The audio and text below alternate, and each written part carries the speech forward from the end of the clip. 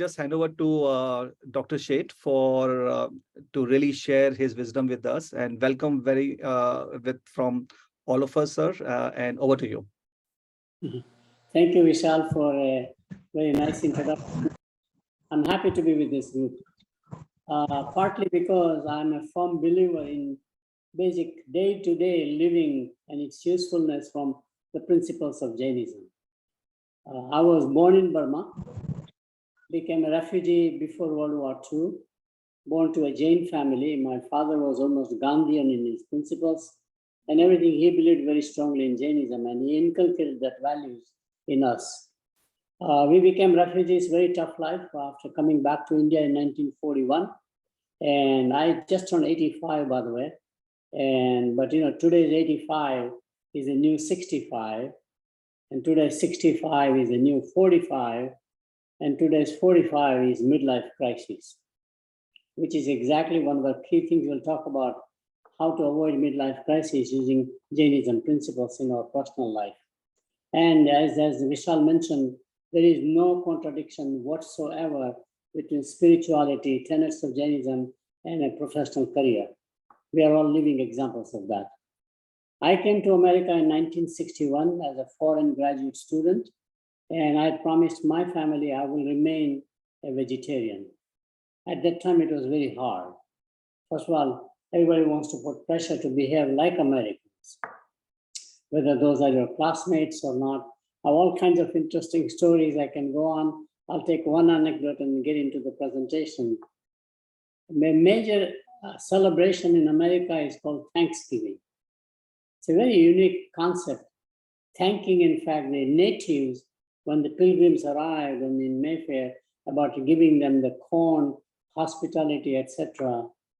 And the Thanksgiving is becoming just like a Valentine's Day, just like Mother's Day is becoming international because of the fundamental tenet of gratitude, showing gratitude of what somebody helped you. So I went to an American family as a guest of the family, and they did not know I'm a vegetarian. And now there was a dilemma. What do I feed with this person? Of course, there's a bread, there's a cranberry juice. They said, okay, what we can do is that in the turkey itself, they put some stuffing, which is vegetarian. They said, you can eat the stuffing. Isn't that interesting? I said, of course, I cannot eat the stuffing. I still remember those dialogues. But I think the principles of having strong belief systems anchors you in life. And I'll talk about three major areas where Jainism is becoming what I would call the most contemporary ancient religion. And I've done presentations in this area in many of the places, but today I'll focus on three major crises we are experiencing. Some are personal, some are more societal crises, etc. So let's go through the presentation. So please open up the slides, Vishal, if you can, or Neeraj, whoever is managing. I will. You can see the slide, sir? Yeah, I can see the slide. So the title is Rediscovering Jainism. Jainism, of course, has been ancient religion. It is being rediscovered, especially for the contemporary life. I don't know whether the audience knows, but now we have more than 20 universities who have Jainism chairs and now professorships, mostly non-Indians, surprisingly. It is the religion that is being taught in the doctoral programs at top departments of religion, such as University of Chicago, Yale University, just goes on and on. And it's just gratifying to see how much people are finding meaning in our religion, which we took it for granted. So this is making us more conscious about what we may be doing unconsciously even. So the title is Rediscovering Jainism for the Contemporary World. My colleague, Dr. Sulek Jain, for example, often had mentioned that Jainism in any academic literature is a footnote religion.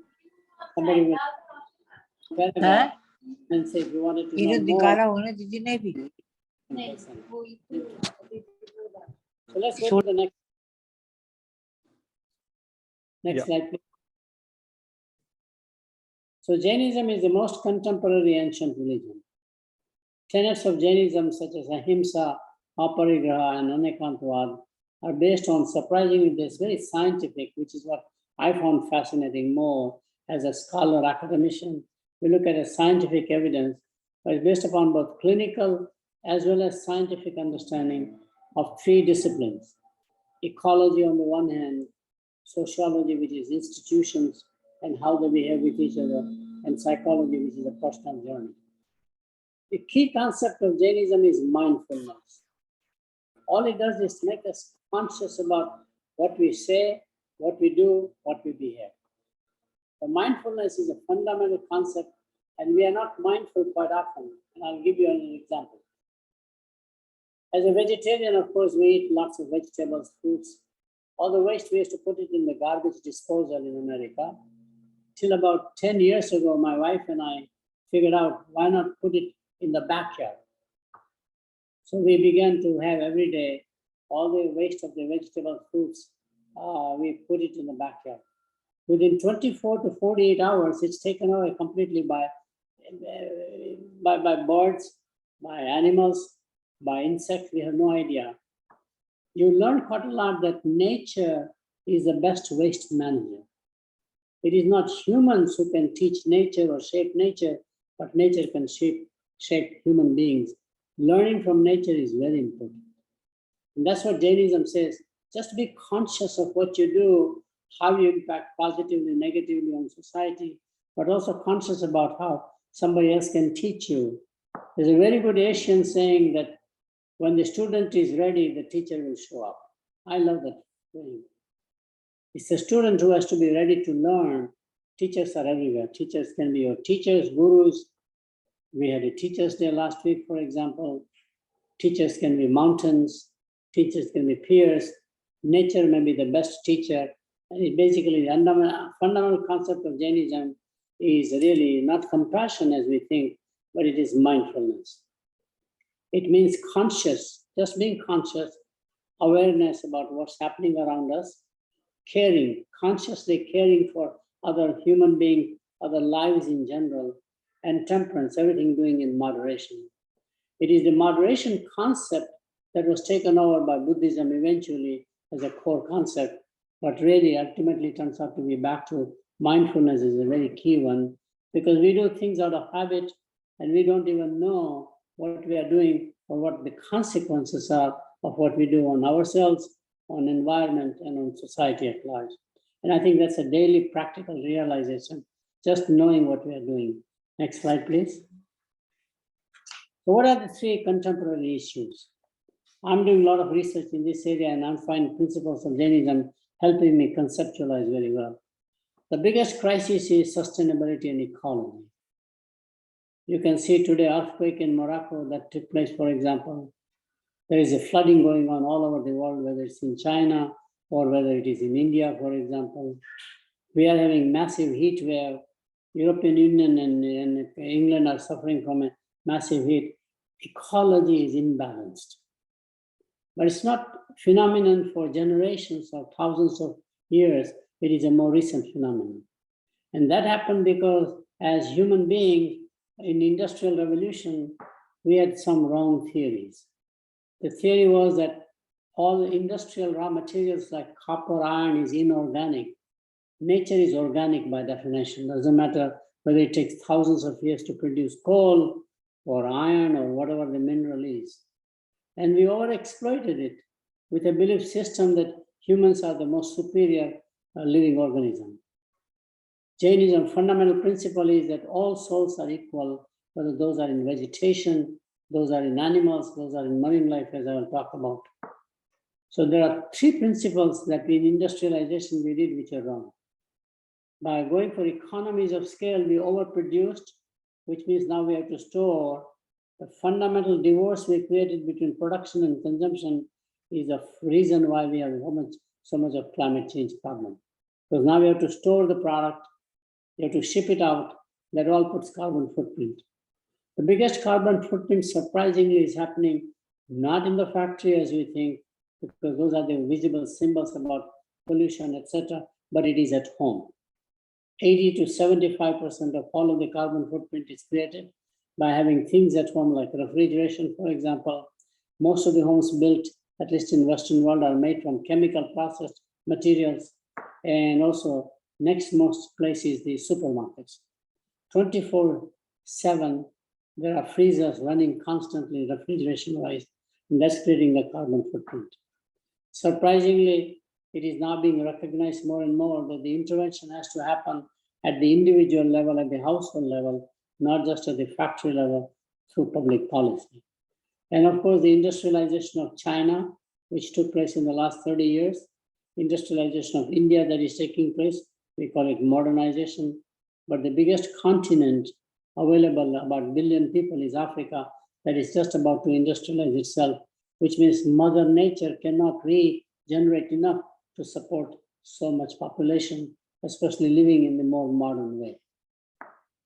There is a huge ecological cost of convenience. Everything, we made it convenient, but it is having enormous damage to the environment. We are just not conscious about our activities. So that's clearly one major area, and I'll show you how principles of Jainism helps about sustainability, which every student today is taught to learn. Every student is aware. In fact, many of the young professionals like the Z generation are asking corporations, what are you doing for sustainability?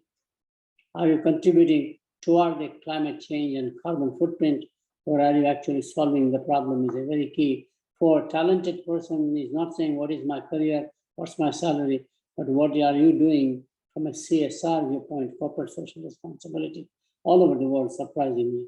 So we are finding that as a part of our daily living as corporate leadership itself, we have to understand that we are making impact on the society, not just on ourselves, but also on the ecology.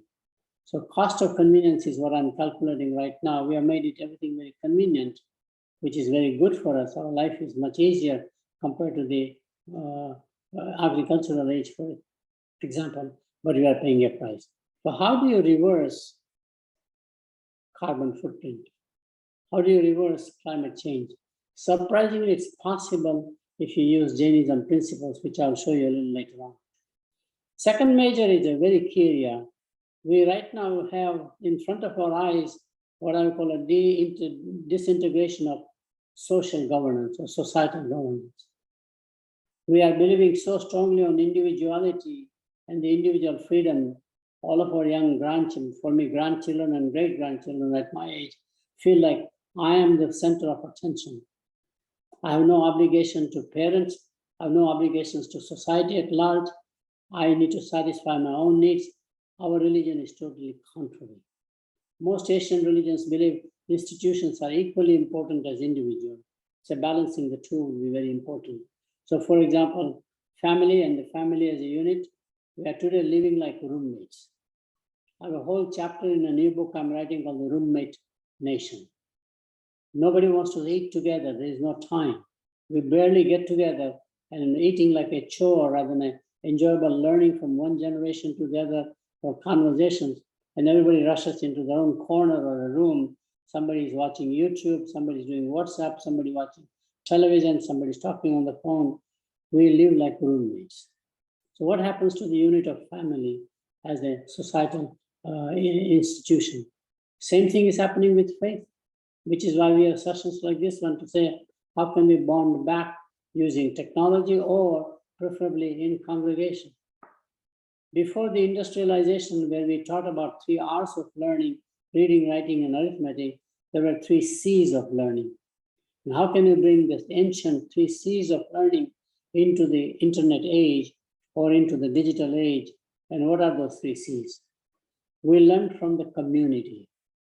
Community was a huge social governance mechanism. You lived in the neighborhood where everybody knew everybody. That's not the case today.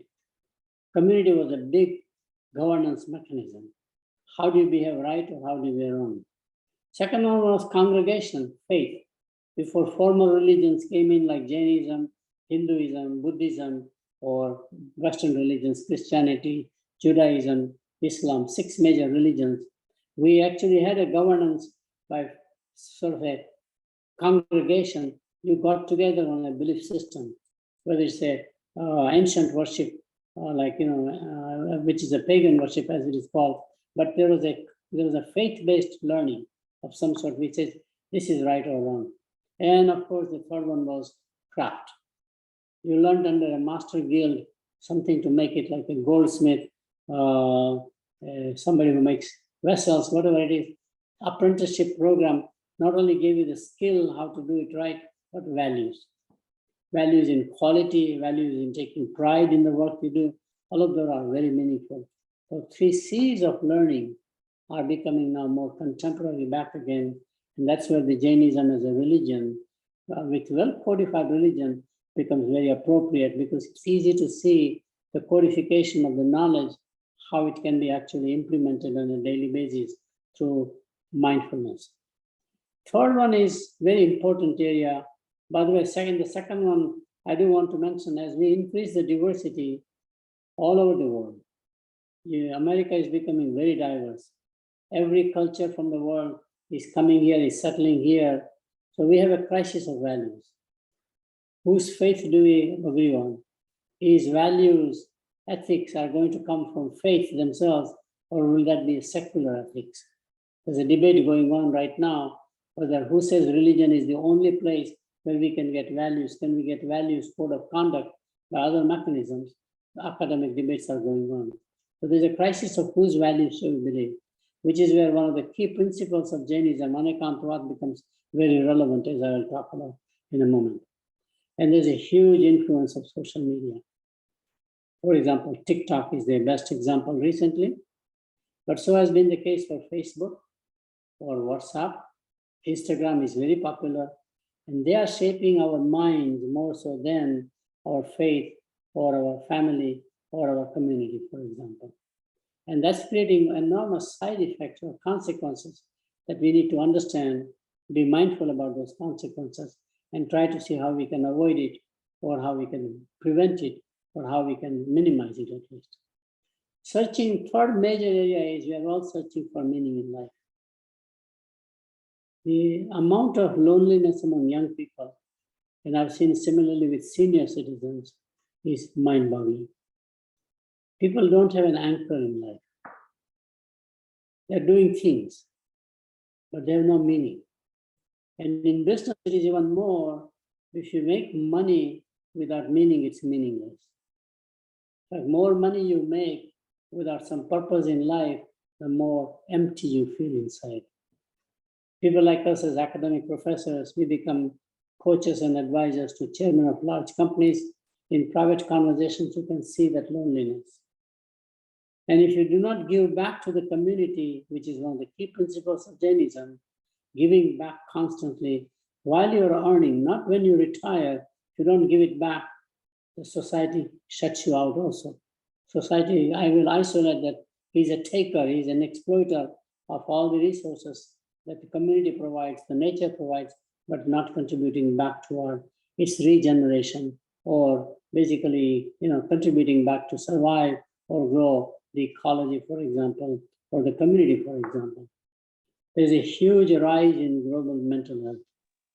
In fact, most of the violence is arising primarily because of the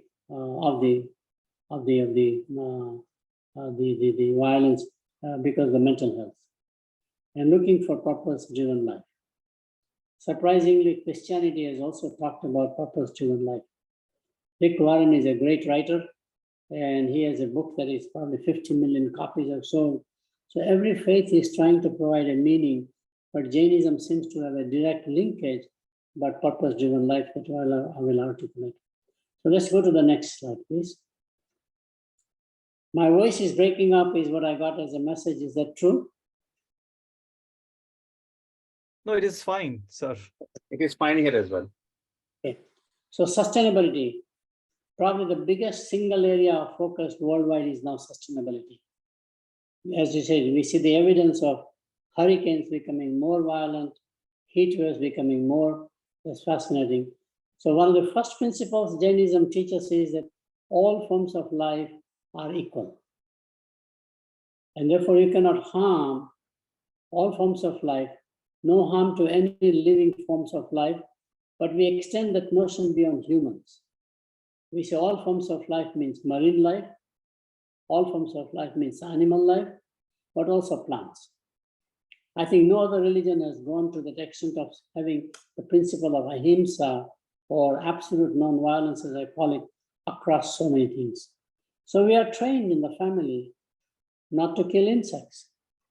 Can we take the insects out, whether it's a mosquito or fly or a serpent or a cockroach, rather than kill it, which is a typical instinct, and humans are so powerful one can do it, but instead saying that they have a life of their own. There's a jiv or a soul in every living organism. Can we put it out into the nature? Let nature do what it does in terms of harmonious coexistence, etc. Very important principle. Now this creates crisis in our family. When my son was 4 years old, now he's 56 years old, came running to my house. Madhu, my wife, and I talked to him. He said, in my school, the school teacher squatted the fly and killed the fly. And he said, I screamed. I said, you are not supposed to kill any living beings. This is the contemporary life in conflict with belief system. The teacher said, it's okay, you're only 4 years old. He was trying to console the child, my son, to say, it's okay. It's very interesting. So these are the kinds of things that we need to broaden our knowledge through our religion, to say that there is a possibility of changing people's lives or thinking, which may be more based upon other cultures and socialization processes. But there is something new here that one can do, which is happening about vegan and vegetarianism, which I will talk in a moment. So ahimsa is a very key anchor. Not only it was used by Mahatma Gandhi for social activism, like Freedom March in India or in South Africa. Mandela did the same thing in South Africa, a peaceful, passive resistance, which is key concept of nature in general. Nature is a living, breathing. If you abuse it, starts non-cooperation. Rather than cooperate with you or collaborate with you, it simply shuts down. As we are finding right now, bee production is shut down, for example. Bees are not just cooperating anymore, which is very fascinating to watch as a lead indicator about the environmental issues. So ahimsa becomes a very key principle, but it is used everywhere. We have funded Ahimsa Center at University of California. The center actually teaches teachers for high school education, come for a 6-8 months paid by the government, National Science Foundation grant, and teaches them how to teach in the classroom to remain non-violent. So there's all kinds of experiments that are going on using our tenets. Second key area, as I mentioned, mindfulness, mindful consumption. So we are basically strongly suggesting that a vegetarian plant-based diet is as good as meat-based diet. In fact, I did research in the 70s on what is called as low-cost, high-protein foods, and one of the best protein strains I found was chickpeas. Fish is another one that comes about in some cultures, but chickpeas was very fascinating. It produces protein on less acreage of land than what a cow will produce, which is what the Western thinking about eating beef, for example. And we have rules, regulations, even in Hinduism, not just Jainism, about not eating beef, for example. It's a much more a costly way of generating protein. We need protein in the body, but it comes from plant and vegetation. And it is fortunately becoming more and more popular in the Western world, but more importantly, more and more a necessity. So plant-based diet, ultimately vegan diet, which means there is no saturated fat coming from animal, only from plant-based. And it's very, I've done a lot of research on this again. So if you take cheese as a saturated fat coming from dairy products, Northern European cheese fat content is about 40%, Swiss cheese and others. I go to the Mediterranean area, cheese concept is still there, but it's the mozzarella, Parmesan, etc., feta cheese, Greek and Italy would be the prime examples. That fat content is 2.5%. And you go further toward equator, the concept of cheese drops from all cultures. It is taken over by olive oil, palm oil, coconut oil, and in Mexico by avocado. So in India, Northern Indians, Delhi area, paneer is a daily diet. South India has no concept of paneer at all. Think about it. So there's a very nice organized system produced there. More and more you are toward the tropical areas, more will be plant-based diet generally. Meat or poultry will be less and less. Very interesting area. So there's a lot of practical reality of tenets of Jainism. So vegetarian and vegetable diet for personal reasons, personal health, societal reasons, in terms of impact on the community in which you live, and of course the plant. We have invented, or we have in our religion, the concept of fasting. Paryushan is starting for my part of the Jainism branch. I think we are starting next week on September 12th.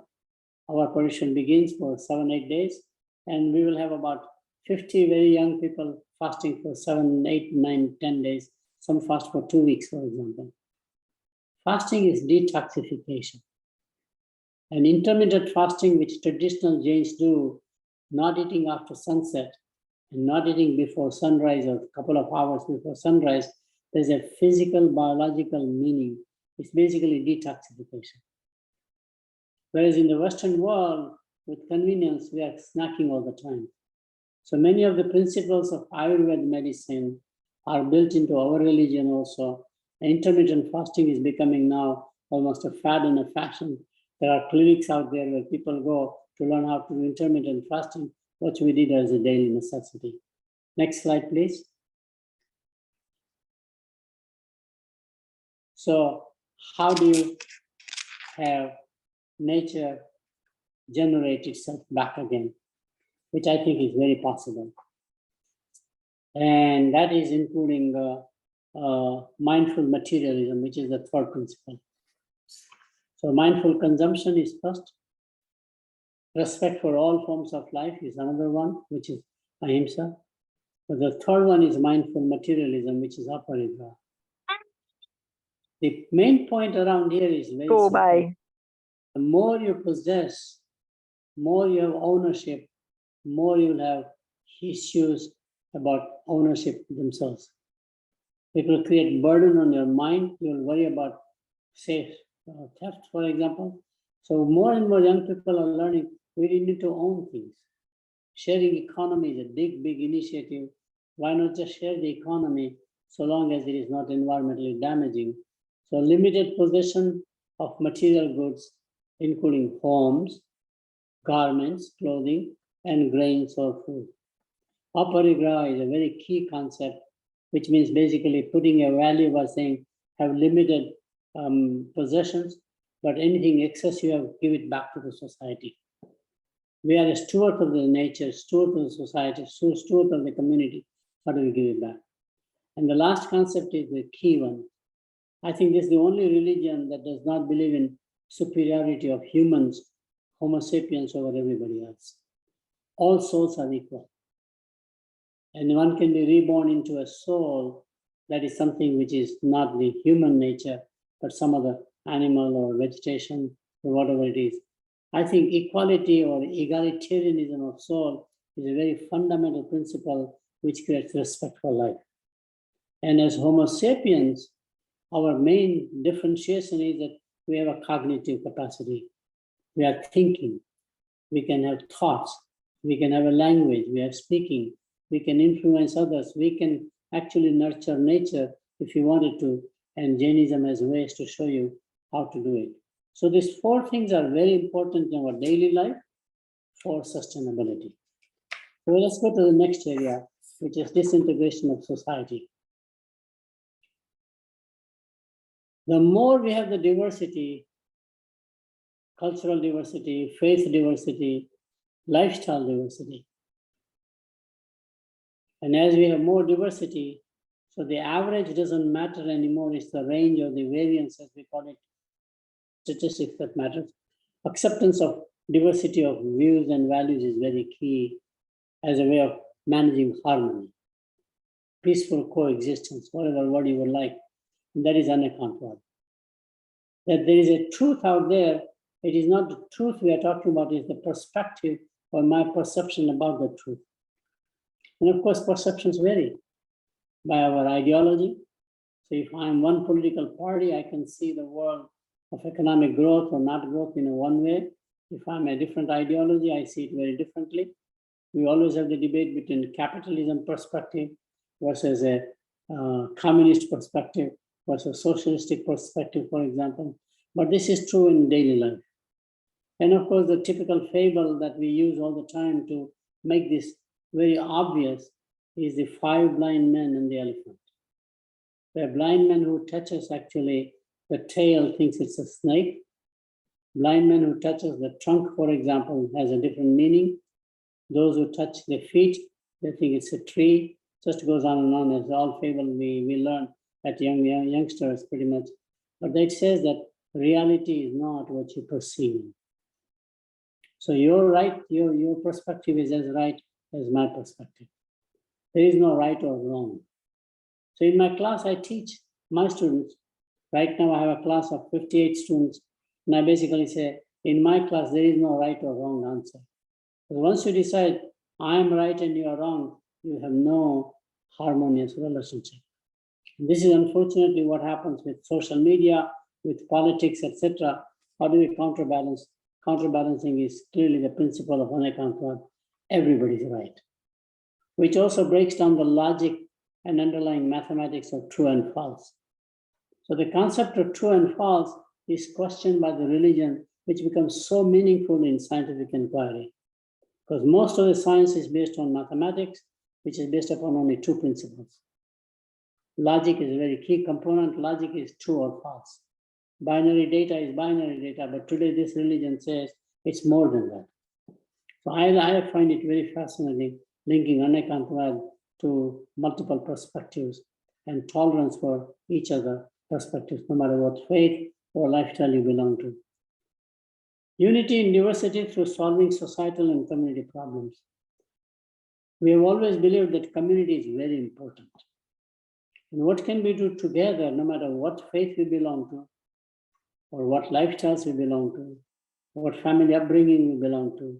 How can we get together for something higher than our daily life? Which is why community service is a very key component as volunteers.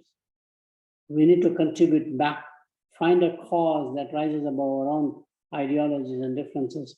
So societal and community problems is becoming very mainstream. In the US, in high school, for example, last 3 years, you have to do community service. If you want to get into a top university, your grades are not enough. At the university in Bangalore, which is named after me, Jagdish Sheth School of Management, for MBA programs or PGP, the first term itself, students are broken into teams and they go and look into very poor neighborhoods, almost slum areas, identify a problem that the community is struggling, take on the challenge of identifying the problem and solving the problem before the term is over, at least making recommendations. You begin to feel a sense of belonging yourself. You get a meaning in life to say, I'm doing something other than just make money or a career. And neighborhood involvement is very key. And how do we serve the community? By 3 ways. Give our time, give our expertise or talent, and give our money, depending upon what is possible, or all 3 that's possible. So this is the way Jainism tells us how to have, back again, respect for institutions and societal governance. Last area, searching for meaning in life, which is, I think, the main focus of your series here. Searching for meaning. This is very simple. This is the only religion that says, search for meaning within. Search for personal growth within. Search for removing all of the things that come to as what I call difficulties in life. Suffering is a key word that's used in many of the other parts of the religion. Self-awareness, as I mentioned, mindfulness is a key concept. Conquering self-destructive habits. And we have identified 4 or 5 habits, but the 3 are very key. Anger is a very key. Anger is self-destructive. It doesn't impact the other person, it impacts you. If you are a boss, if you are angry, it hurts you more than somebody else. In a family, if you are angry, it is more taking your impact on your biology, not only psychology, not the recipient of the anger. It's the giver of the anger. Ego, of course, we always talk about it. If you have ego, then you will stop learning from anybody else. And in the process, you will be becoming less competent, actually. And the last one is possessions, aparigraha that we talked about. So self-awareness. And as I mentioned here, I am the one who destroys me. Outside world doesn't destroy you. You destroy yourself. We have self-destructive habits. Whether it's gambling on the one hand, some people have, drinking on the other hand, some people may have, or whatever habits you have. Even small habits, repetition of the same behavior again and again forms a habit. And because of that, you begin to get habituated or addicted for that matter. So the religion here talks about how to minimize that. Self-learning, which is the next area. We are constantly good learners. Homo sapiens have the capacity to learn, has the capacity to increase the knowledge, and self-learning, as opposed to learning, as I said, when the student is ready, the teacher will show off. So self-learning can happen through experiential learning, which is know-how, cognitive learning, theories, frameworks, know why, but meditation and contemplation are built into, say, here is a ritual or a way, set aside time for self-learning, self-reflection. And the last one is self-enlightenment, which is why we believe a Tirthankar is a good model. They are all human beings, but they use their cognitive capacity, began to think internally quite a lot through meditation and enhance that knowledge to a level that is exceptional. And they conquer all of the sufferings and all of the bad habits that one would have otherwise. And they come out with a purpose-driven life. There is no upper limit of self-realization. In fact, in my classes, I studied and I teach Maslow's need hierarchy. Safety, survival need, then self-esteem, love and affection need, then self-esteem and independence, and ultimately self-actualization. It all comes from the Hinduism, Jainism, religious tenets. This comes from Jainism quite a lot. So basically, as Tirthankara, you can conquer. You have the willpower, you have the determination, as we showed during fasting, that I can actually conquer my body for 7-8 days, nothing whatsoever to eat, etc. I think it's very interesting. Willpower is a very key concept, which is mindfulness again. So Jina, the victor, is a key principle. Purpose-driven life is very important in self-enlightenment. I tell you why this is so important today. More for professional career, not just for personal life. Half-life of knowledge is getting shorter and shorter. In the technology world, it is 18 months and declining. I studied Fortran language way back when, or BASIC, which was a complex language. But today you have a C++ is gone, R is gone now. It's good, it looks like. You have the generative AI, artificial intelligence, you have the chat box, you have the chat GPT coming in. It's very fascinating. Management knowledge the same way. Half-life of management knowledge is so declining. By the time an MBA graduates in 2 years, half the knowledge is not there. I never heard of chat GPT till about 6 months ago. I knew about 2 years ago, the accounting people use it, the underlying cryptocurrency, underlying technology. I'm right now learning, for example, quantum computing, which is the next wave arising. I have no idea. And I've been teaching 60 years. So I have a very obsolete knowledge. If I continue not learning, I'll be remaining behind. I'll be ignorant, actually. The religion motivates you, forces you to constantly learn new things. The more you have the obsession to learn, the longer the life, the happier the life, which is very key. So let me summarize and then open up for Q&A. Next page, please. So Jainism is the most contemporary ancient religion. These contradictions are always important. It's contemporary, but it is ancient at the same time.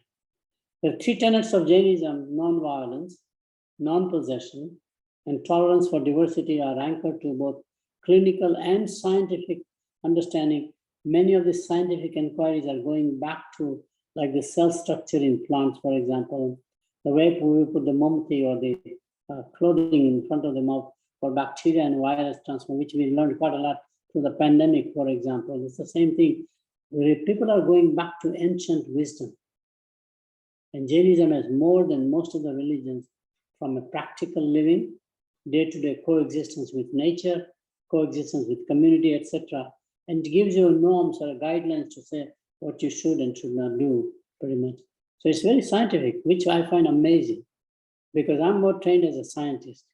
Very, very sort of skeptical about anything that's ritualistic things. But rituals have reason and meaning why they are there in place by any faith, whatever faith you belong to. So scientific understanding of ecology, sociology, and psychology, 3 disciplines are involved. It's very holistic religion in the process. Next page, please.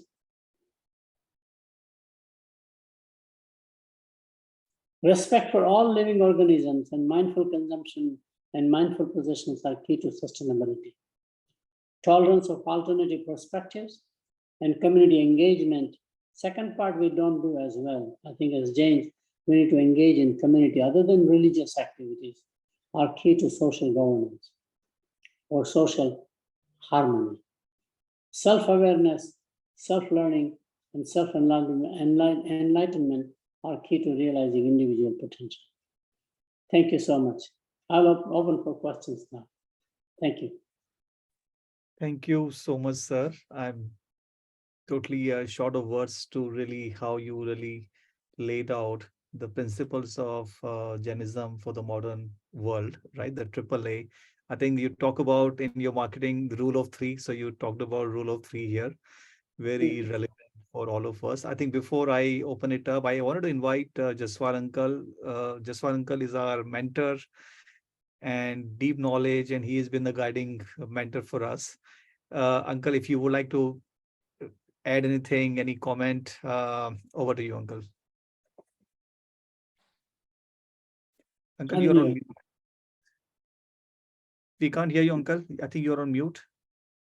Oh, sorry. I need to change. Okay. Yes. Yeah, now we can hear you now. My absolute admiration for the presentation of Dr. Sheth. It was mind-boggling, to say the least. The way he put things, in contemporary terms, the basic tenets of Jainism were, made so easy to understand for people who are used to the terminology of today. And he hit the nail on the head when he said, when he reduced the tenets of Jainism to 3 basic principles.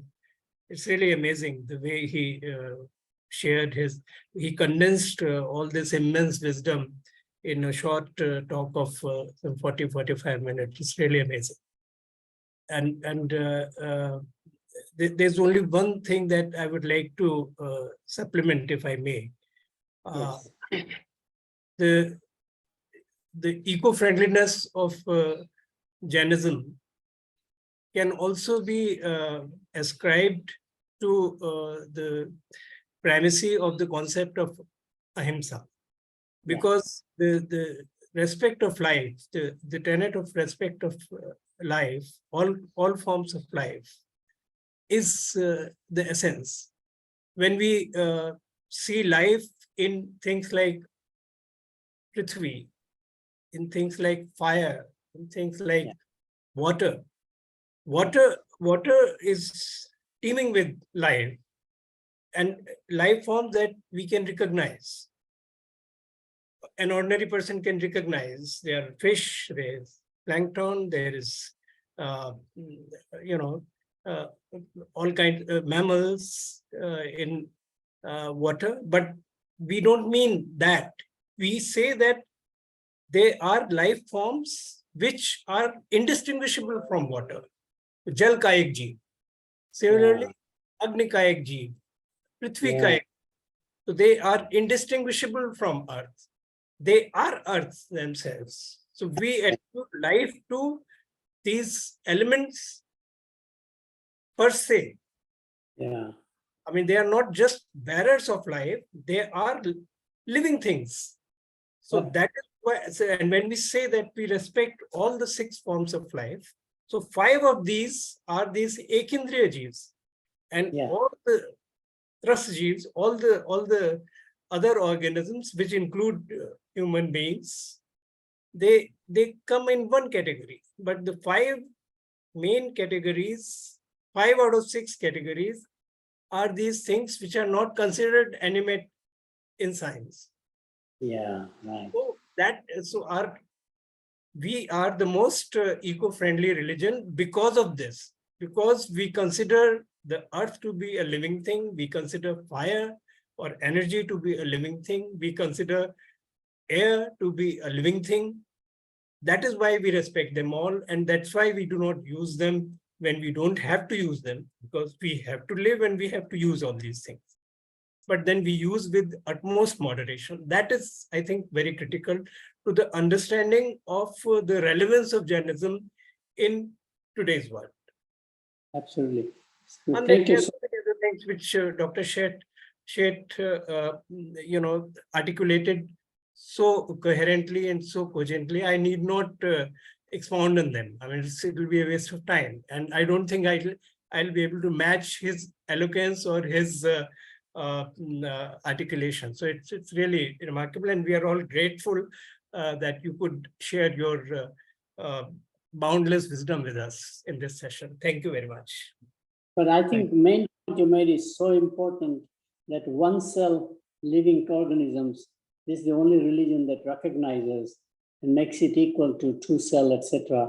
I think that's very key, because you're right. Fire has its own living. It's not like somebody in fire or somebody in water. I think that's very key, and you're so right. We are learning so much now by treating that one cell organisms and understanding science, especially in the marine life, way down in the deep waters. They're finding many of these one cell entities, which are ultimately the foundation of living organisms. It's a feeding cycle in some fashion. So thank you for adding that. That was great. Thank you. Thank you so much, Jaswalangal. I think there are a number of questions on the chat. Maybe I'll pick one by one. But before that, in your life, personal journey, sir, were there moments where you had a Yes. dilemma Yes. or a conflict, and how did you use these principles? As we say that spirituality and success is not their companion, or they really supplement each other rather than conflict. But did you come across from? So if you can just share your practical experience on that. Sure, there are several. First time I came to America in Pittsburgh in 1961, I met another Jain. Last name also was Sheth, although he changed to SCTH. And I met him on the street and he chatted, and we are both Gujarati. And he said, yeah, come on, let's have pizza. So we went to a pizza place and I saw this meat-like stuff, white, and I said, this is meat, I cannot touch it. He tried to convince me it is not meat, it is vegetarian.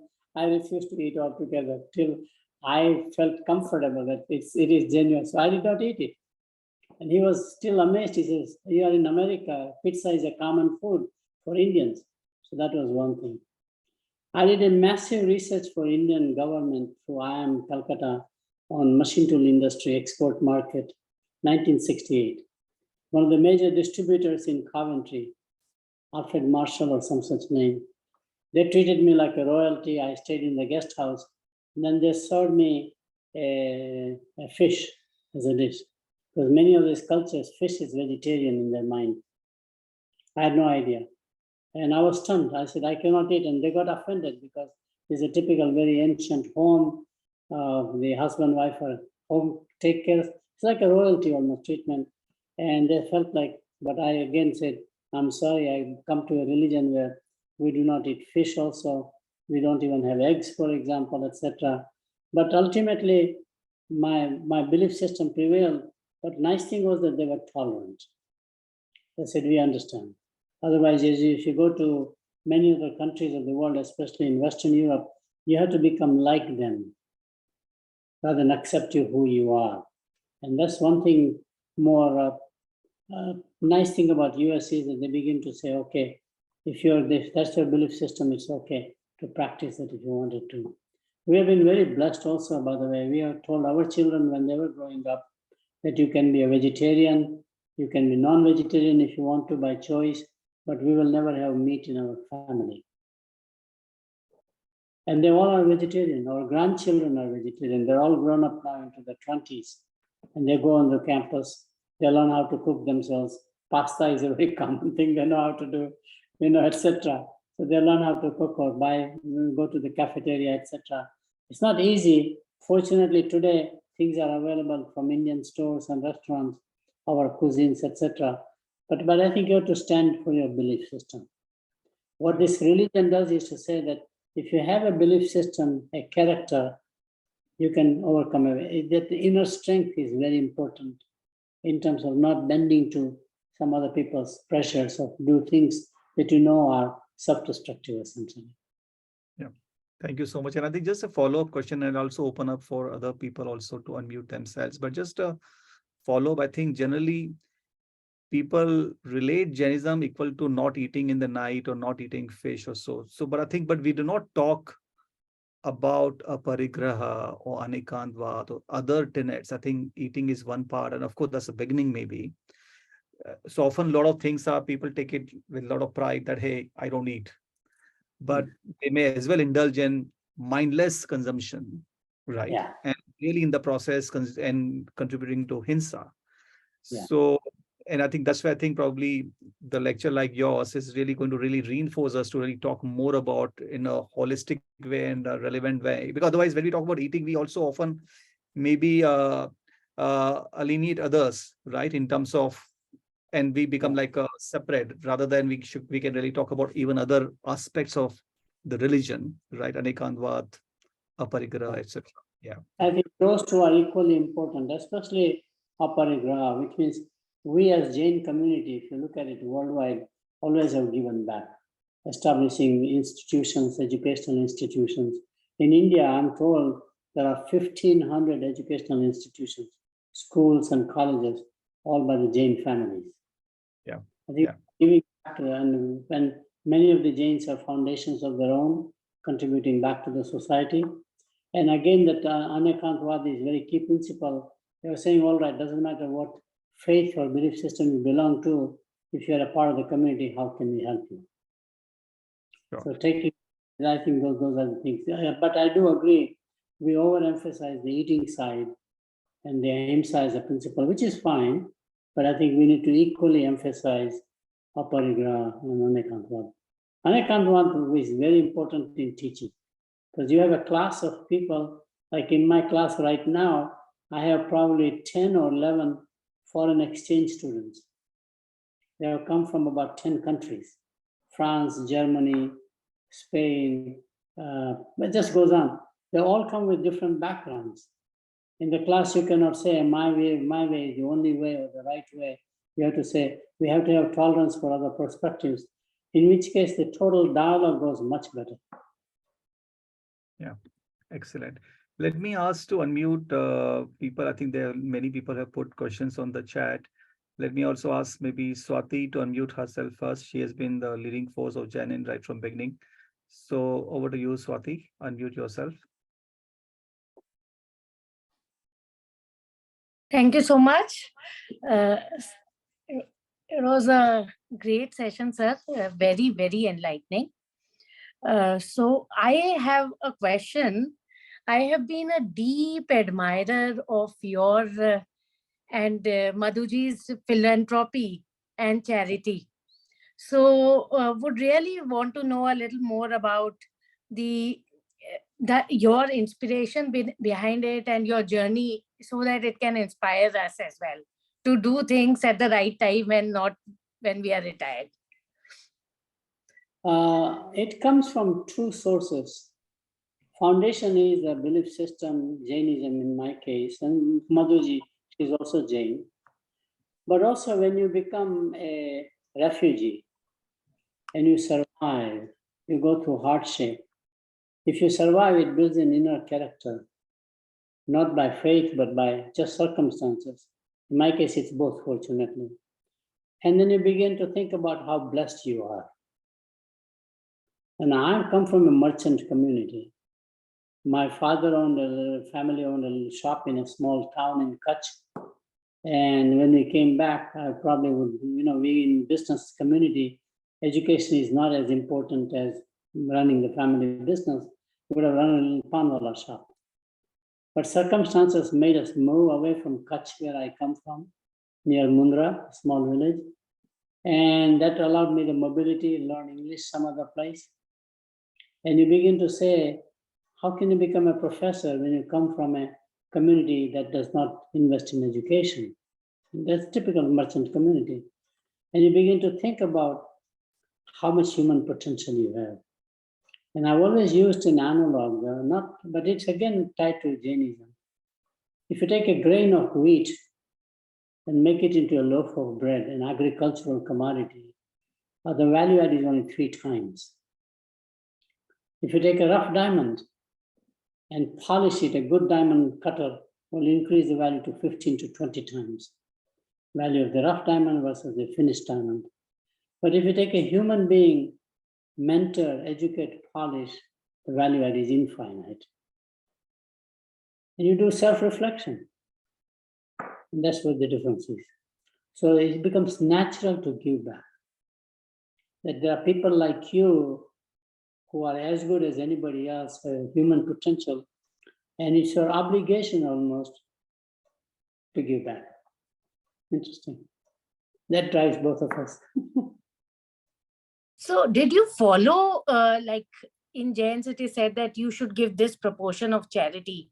Did you follow that in your life? No, except the desire is that what you should give to the family, children is good values and good education. Beyond that one, you have no material obligation to your children. Although everything you possess belongs to the community, whatever community you define. And so the goal basically is that so long as you are not a burden on your children in old age, you have economic well-being, the rest of it doesn't belong to you, which again is a principle of Aparija. Now, I may be doing Swati opposite. I may be doing things and rationalizing with our belief system, okay? It could be possible, but it's reinforcing at least what I'm doing. I feel Jainism has given me the meaning about why am I doing it, what I'm doing it. So either way, it makes no difference. Excellent. Thank you so much. I just want to add that during, it was so fascinating to hear that in Atlanta, during Paryushan and Daslakshan, Jain food is served in all the hostels, right? And so, of course, the students and the kids were elevated because of getting food and to really be able to really have a sattvic food during those days. So such a sattvic food served at the doorstep of the hostel, that is it was so heart touching to know that. So thank you so much, sir. Just I think And Rakesh. I just wanted to add one more thing, that why I said the statement that I am very inspired by Professor Sheth and ma'am's philanthropy, because when I went to the Atlanta temple, it's a beautiful temple. I would say it was one of the best temples in the United States. And that I learned from others, and Professor Sheth may correct that, but that the land was donated by Professor Sheth. So that was heartening to know. And that is where our kids, so many kids go to Atlanta to study, Jain kids. My own son is studying, and they're blessed to go to a Jain temple there. So thank you so much, sir. Thanks, Swati. One correction, it is both Madhuji, my wife, and me together. So just I think Rakesh Boraji asked if you can unmute. Rakeshji, you can ask your question. Yeah. Thank you, sir. It was really good listening to you.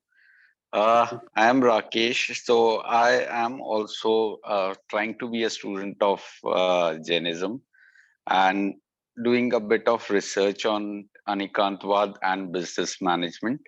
So one of the things which I'm trying to answer is, while we practice Anikantwad to understand the underlying reality for any business decisions or things which we take, end of the day, we have to take a decision, and the decision will not be to the liking of all stakeholders. So how do we explain to the aggrieved stakeholders? Because a decision has to be taken. Yeah, it's very, very obvious when we think back. I think so long as you respect their perspective, in a group meeting, for example, and I'll give you some key examples in the R&D area where I do a lot of work with companies, research, fundamental things.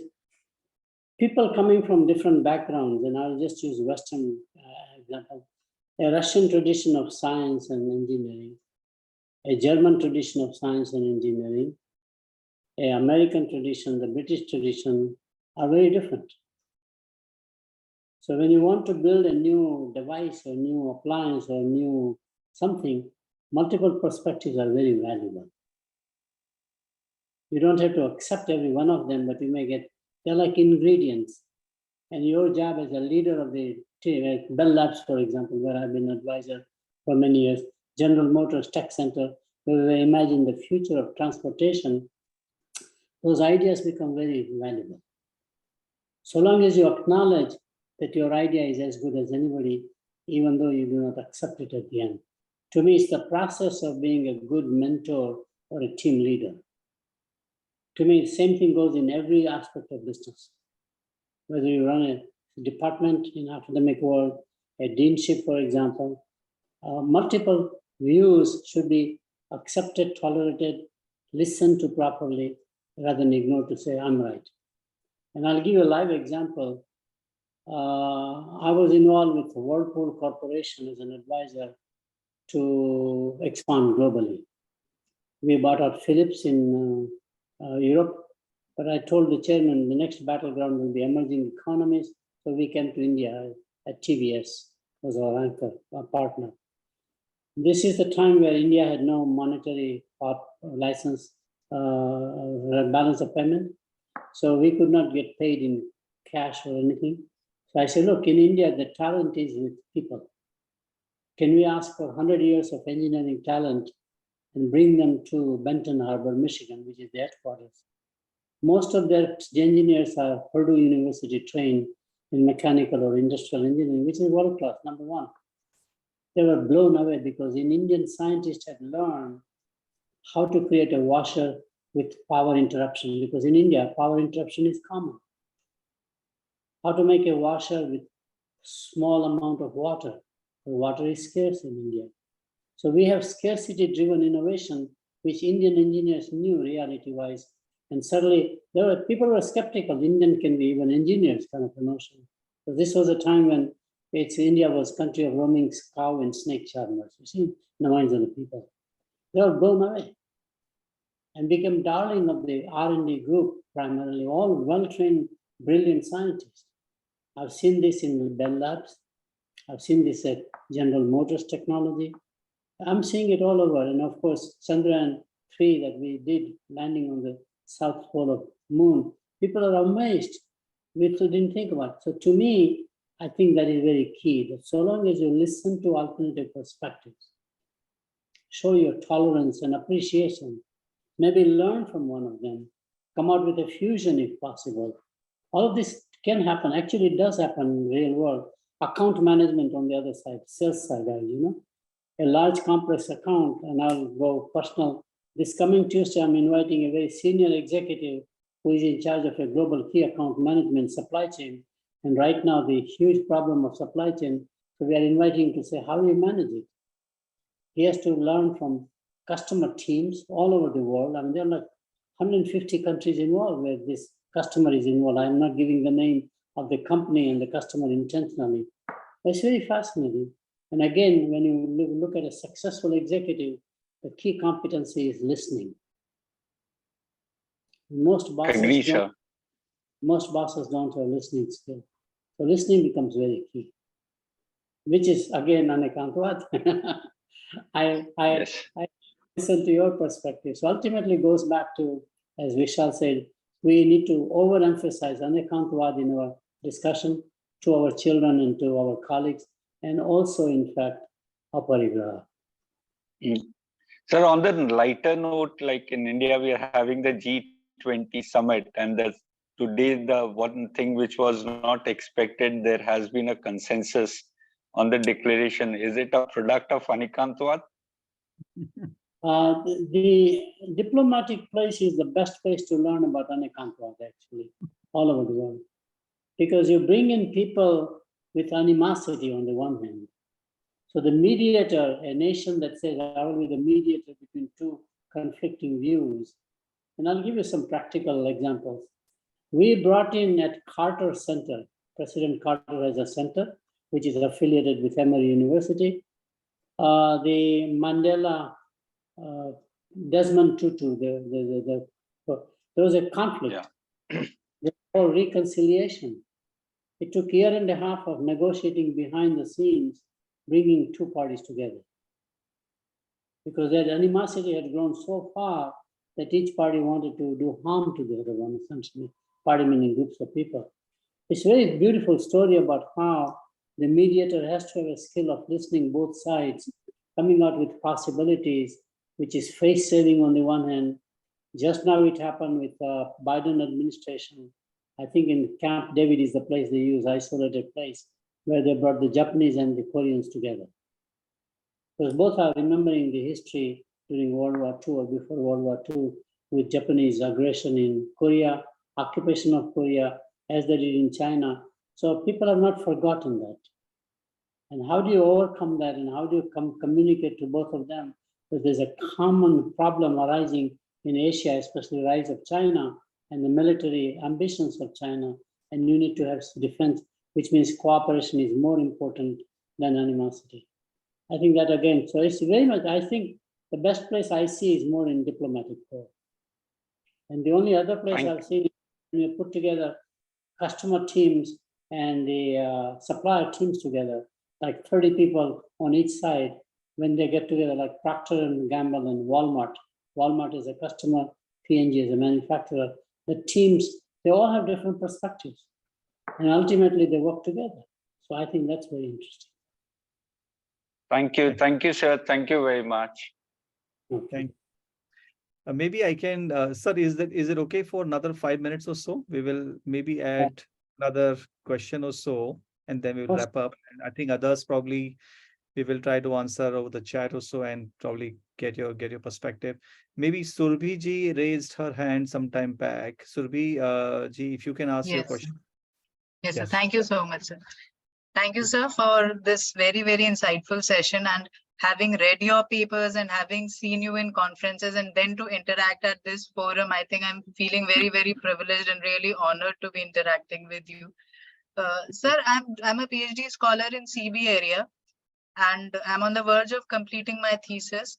One of our papers got recently published in a good journal where we are talking about how people find meaning in life through consumption. The second chapter is on anti-consumption, or mindful consumption rather, and I was inspired greatly by your paper. And taking the practice of Upadhan in Jainism as a context, we are trying to study how not consuming also helps people find meaning in life. Yeah. And I'm sure you are aware of this practice wherein people follow ascetic lives for a stipulated period of 15 or 20 days. Before and after the practice, they are part of the normal consumer culture. Yeah. So we send it to ANSMAC also. It is accepted in doctoral colloquium. And but I don't know how to position it in CB literature, sir, and which journals to target. And I'm sorry, I think I'm taking away this group's time. I just thought it was a good platform to reach out to you. So there's a lot of selfishness there. I think the making connection explicitly to Jainism principles will not work very well. In scientific journals, they try to avoid anything that has to do with faith-based knowledge. Unless it's a practice, that's different, but an explanation is very difficult because they believe we have to be neutral, scientific, etc. Although each faith has, Jewish faith has its own do's and don'ts in consumption, so does the Islam faith, so does in fact Christianity. Catholics have certain procedures about what not to consume, like Friday don't consume meat, for example. Again, health related, fish is the consumption, or whatever turns out to be. But I think unless you link it in a proper way, the paper may not be accepted. I think it cannot be read as a propaganda. In fact, I'm sorry, Vishal, we are going into our academic life here, which is very different. But Atul Parvatyar, who is a great colleague of mine, we have a paper that is out, will be coming out, where we use theory of dharma and karma, for example, with those words into a scientific literature. About a decade ago would have been never accepted. But today, for whatever reason, India is in the center of attention of everybody. People are more interested in learning about Indian wisdom, Indian rituals, Indian traditions, not about non-Indians primarily. And so the paper got accepted through peer review, fortunately.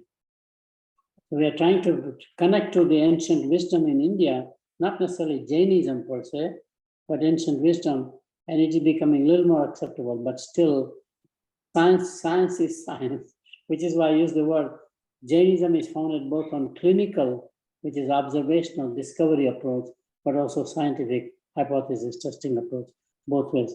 Knowledge is I mean, the more I study, the more I'm getting my appetite whet.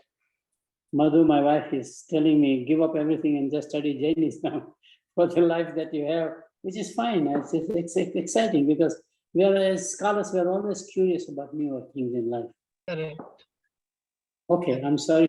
No, follow-up, sir. Thank you. No, Thank I think with this, just Dr. Vishal. Vipulji, sorry, Professor Sudhir Jain, if probably just last quick question over to you, and then we'll just wrap up with a thank you note. Okay.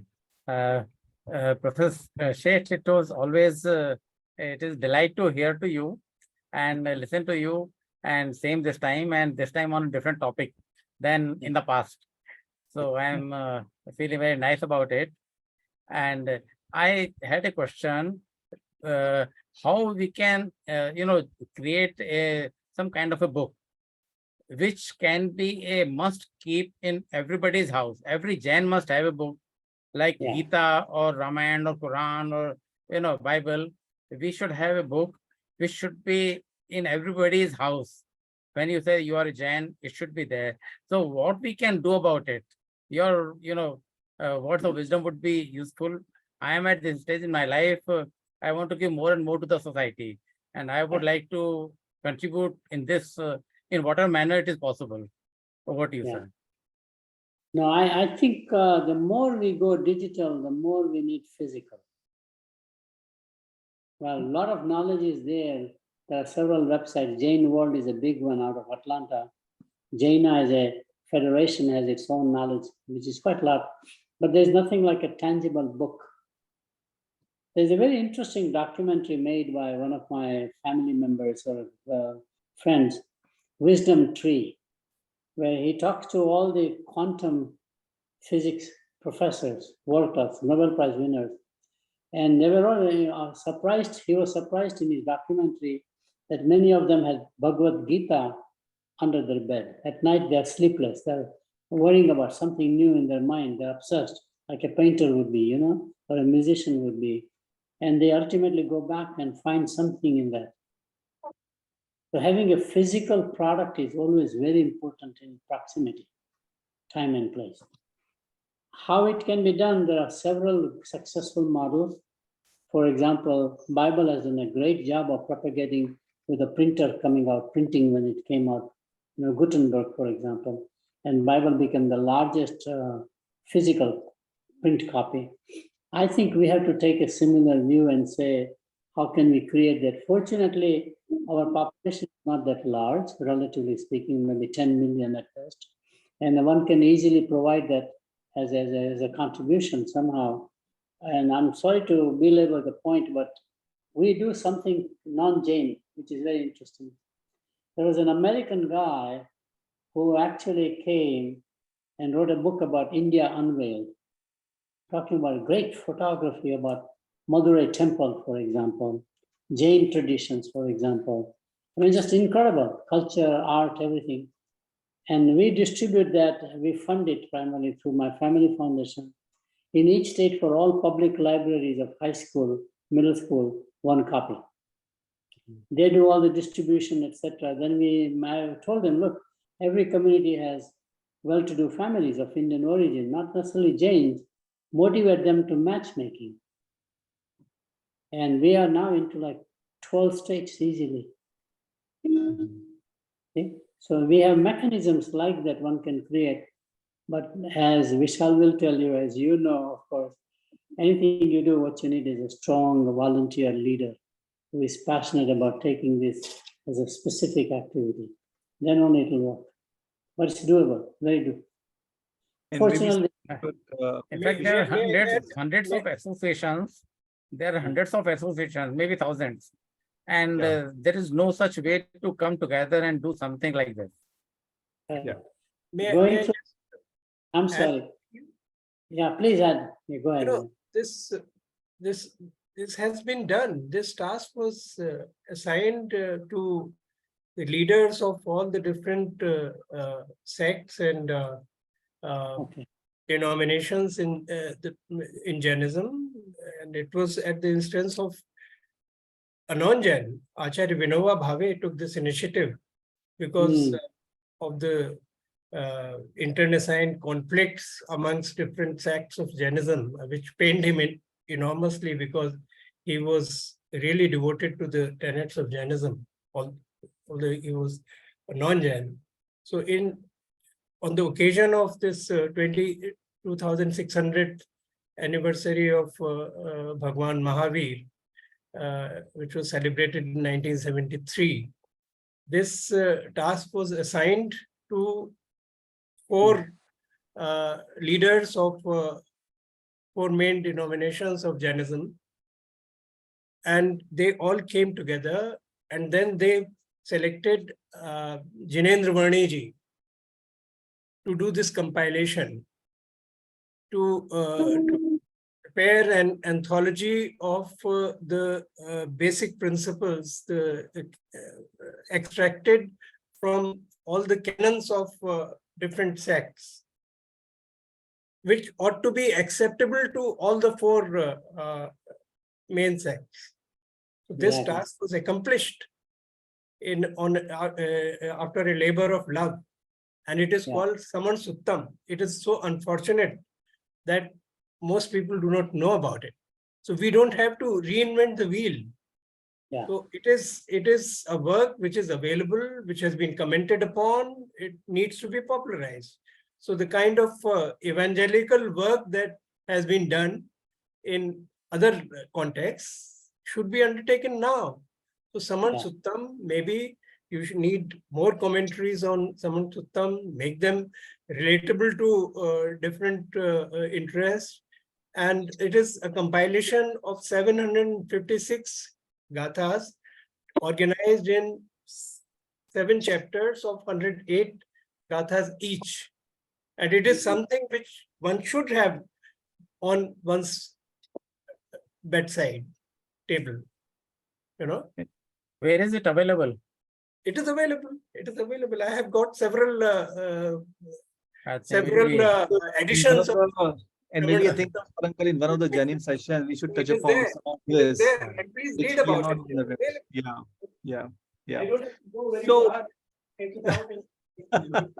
So I think, Dr. Sheth, I think you need to leave. We wanted to give a formal thank you note. Vipulji is there, but you have 1 more minute, or we'll just wrap up. I know you have to go to the next one, right? But I think we'll let you go. I think we already took much more of your time. We'll further check with you. Thank you so much. And I also want to thank Vipulji and Neerajji. Sorry. This is Anil Shah. Can I say a few words? Yes, please go ahead. Anil. Yes. These are just the comments. I don't have any question. I know Jagdish Bhai very well. Let me introduce myself. My name is Anil Shah. My son actually called me. I'm in Cincinnati. He said, Dad, join this thing. So I joined and I listened. And I told him I listened to Jagdish Bhai this lecture. But let me just tell you a few words about Jagdish Bhai. First, somebody asked a question about, what does he do for charity and everything. I tell you one thing, I've not met a guy. He believes in charity, period. He has a big Sheth Foundation. He and Madhuben Sheth, I work very closely with them, and they have been instrumental to have our temple at where we are today. Me, myself, Madhuben, Deepak Bhai, the other couple of members, we are expanding our temple from 16,000 square feet to 41,000. And Wow. Jagdish Bhai, Madhuben, I don't know, I'm short of words, but these two individuals I admire a lot, especially with Jagdish Bhai. I'm in a very, very close contact. He's one of the mentor. Anything you want to ask, he will give you. He understands Jainism practical way. He doesn't follow rituals. But when I listen to all this thing here, Jagdish Bhai, my hats off to you. I'm very, very happy you are 85, but just God give you few more years until 100.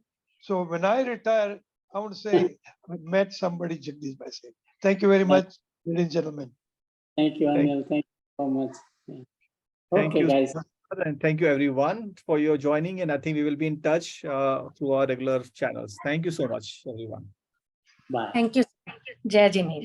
Jai Jainin. And thank you, Vipul Ji, as well. Yeah. Thank you.